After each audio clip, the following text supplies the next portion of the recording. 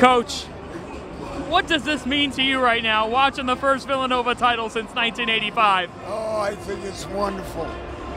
All the kids deserve to be congratulated, and Jay Wright has done a magnificent job. This scene right now, you know what it takes to build a champion. What do you think it was that made this team a champion? The hustle, the togetherness, and the love for each other.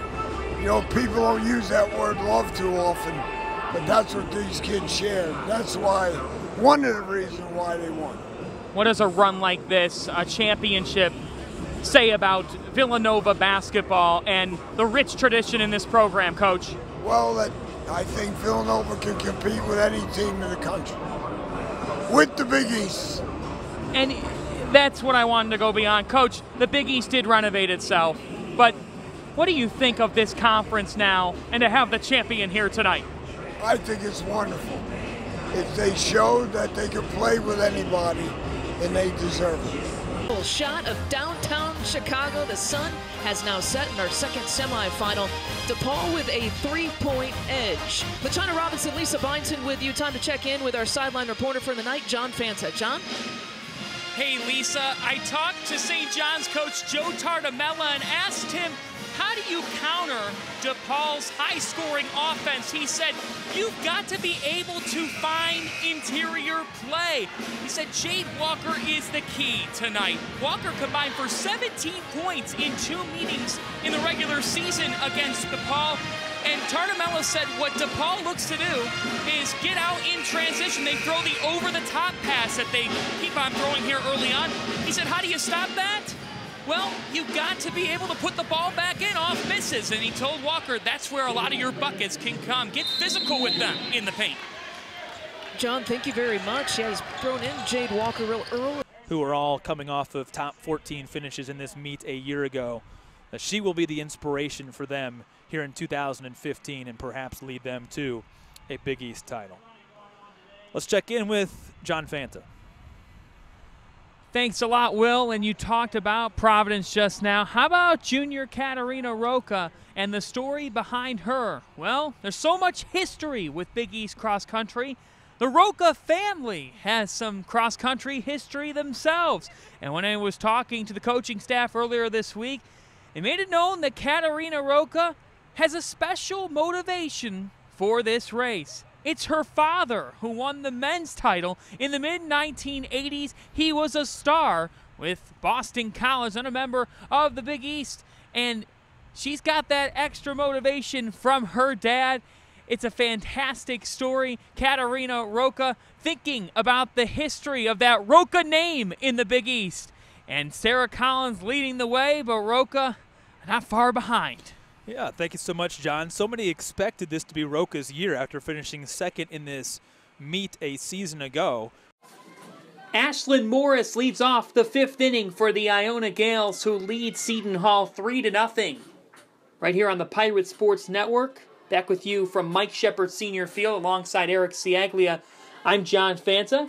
Madison Strunk has retired 7 Gales in a row as she delivers a first pitch ball outside. Strunk, who came into the day with a 3.84 ERA, has just had 1 tough inning. That was the second, in which she allowed 3 runs. Ashlyn Morris has reached twice on singles. The 1-0 is in there for a strike at the belt. And it's 1-1 now on Morris, who came into the day hitting .268 on the season. She adds to her RBI total. She reached on an infield single just to tap her out in front of the circle. The 1-1 is fouled back. That Strunk charge, she threw to first just a little bit late. A step behind Morris, who reached first and kept the bases loaded for the Gales. All part of a 3-run second. We haven't seen anything in terms of scoring since. The Pirates with only 1 hit on the day as the 1-2 is outside. It's been all Gales here thus far. They lead 3-0. And Morris trying to break what has been a bit of a funk for the Iona offense as Strunk has gotten into a full groove now. This is 7, 8, 9 last inning. Blow him down. The 2-2 to Morris is outside and low. And now the count runs full at 3-2. Strunk trying to get Morris to chase with an off-speed pitch.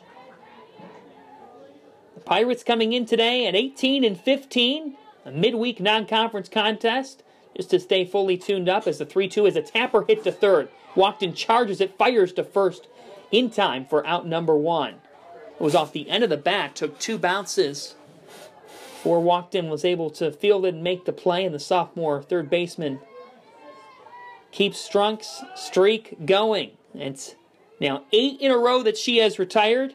Here is Marissa Gergel. Reached on a walk back in the second inning. And that was the last Gale to reach. First pitch she sees is the ball down low and away. Gergel, in her first plate appearance, laid down a bunt out in front of the plate. But the Pirates were able to make a really good play. Walked in, the third baseman charged it as here's the 1-0 pitch. A swing and a line drive out to left field. That'll get down for a base hit. Fielding it on one hop is Lentz, who throws it in on the infield, and a 1-out single as the Gales are able to get their first base runner since the second inning. Looking to add to that 3-0 lead here with 1 out. As here is Christine Costello. She ended the second inning with a strikeout. That was her last at-bat. 0 for 2 on the day. Costello has been fantastic in the circle. She has faced the minimum through 4 innings. She allowed a leadoff single to Noelle Lent. As the first pitch she sees is a ball just a little bit down low. Outside of the leadoff single that Costello allowed, that has been it. The Pirates have not been able to find a way to hit her stuff. Some good off-speed pitches and have gone to the outside corner to right-handed hitters that have been tough to hit. The 1-0 pitch is called for a strike on the inside corner. And it's 1-1. 3-0 Iona. 1 out here in the top of this 5th inning from Mike Shepard Senior Field. Sun shining. Not really a cloud in the sky. Good crowd on hand here. The 1-1 pitch is ripped. Just foul. Third base side. Oh, that could have been trouble to the corner. But just tailed away. Walkden gave that a reach at third because she was close to the bag. She's playing at the corner just in case Costello. Yeah, she's playing really tight. I guess Costello's a pole hitter. So Walkden's expecting something down the line. The 1-2 is outside, and even Walkden is charging up a little bit at third, just in case Costello tries to lay down a bunt. Iona trying to add to the 3-0 lead here in the top of the 5th with 1 out. Marissa Gergel is at first after a single to left. Madison Strunk, the 2-2 pitch from her, is a swing and a tapper hit first base side. Rabetz gives it a charge from first, pitches it on the second baseman. Good awareness by Foster, who was on the bag, and the throw is in time. Good defense by Foster to come from second to get to the bag to help her first baseman, Rabetz. And they're able to get the second out. Heading from first to second on the play is Gergel. The Gales do have a runner in scoring position now with 2 outs. And Kristen Turner coming to the plate. She doubled her first time up. That started what was a 3-run second inning. Turner popped out to lead off the third. First pitch swing, she fouls it back. Maddie Strunk has been very good since the second inning. She had retired 8 straight Gales. Righty-righty matchup here. Strunk looking to her dugout, to 4th-year head coach Paige Smith, and second-year pitching coach Missy Beeman as the 0-1 pitch is just a little bit outside and low. From Strunk to Turner, the first baseman for the Gales. Iona coming into the day with a 5-16 record. But these non-conference midweek contests, the 1-1 pitch, a swing and a high fly ball hit into shallow right field. Charging it is Sanislow. She makes the snag, middle right field. as that ball carried a little bit for out number 3. No runs on 1 hit, no errors, 1 left at second. That was Gurgle for the Gals. We head to the bottom of the 5th. Seton Hall trying to come back. The Pirates trail Iona 3-0 here at Mike Shepard Senior Field. 1-0 Seton Hall, under 10 minutes to go in the first half. Let's send it back down to John Fanta on the sideline. Thanks a lot, Pat. When I was talking to Coach Tom Carlin of the Villanova Wildcats earlier this week, he told me, look, this has been a really tough season. We've had 8 different players get injured, but he said this is his most battle-tested group that he has had, and it would say so much about them if they're able to make the Big East Championship. He lost 3 out of the 4 players in his starting back line early on in the season. He said that was such a tough moment. It's definitely given him a lot of stress, he said, but at the same time, what's been a saving grace this season is the players have taken care of the leadership by themselves. And this is the most battle-tested group he's had. He said, more importantly, it's the most cohesive group that we've had.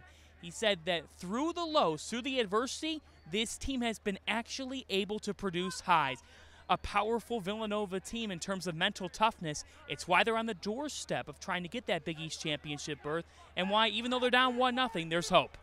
And John, the way Tom Carlin described it to me, this is the team that he said equally effective as she's been in years past. Well, this Marquette team defines versatility, and they'll have a formation change today. I know you'll get to more of that during the broadcast, but J.C. Jermeyer has been the epitome of that versatility. She had to start this season in place of Aaron Holland in the back line, but Marquette, they've needed her more on the offensive end than the defensive end, and it's been Jermeyer who has been able to deliver with those 9 points. She is having a career-best year. She has really performed at a high level, and they need her again today. It's an offense that needs some sort of a boost, coming off a shutout loss to Seton Hall. Certainly so. We've talked about Diana Poulin, but it's the 4 in front of her who have played so well over the last 2 games, allowing just 1 shot on goal, and Georgia Carney-Perry has certainly caught your eye. Well, there's a reason why St. John's dominating in the Big East preseason awards. They're playing as advertised soccer right now in their back line, and when you return a veteran like Georgia Carney-Perry, who's been just absolutely fantastic, Mike, this is someone who really is an all-around leader in the back line, but it's not just her. Michaela Martinov, as well as Anna Maria Baldersdotter, have been fantastic for St. John's. Jesse Schaefer as well. It's a St. John's defense that has allowed just 1 shot on goal in Big East play. 2 straight shutouts. Doesn't get better than that. Certainly not. Well, we've got a great one on hand for you coming up here on the Big East Digital Network. Day 2 of the Big East Women's Basketball Tournament, quarterfinals Sunday here at McGrath Phillips Arena. We're here to break it down. He's Matt Schumacher. I'm John Fanta, 2 guys in suits talking Big East women's hoops. Doesn't get much better in the Windy City. Game 1, it was the 2-7 matchup.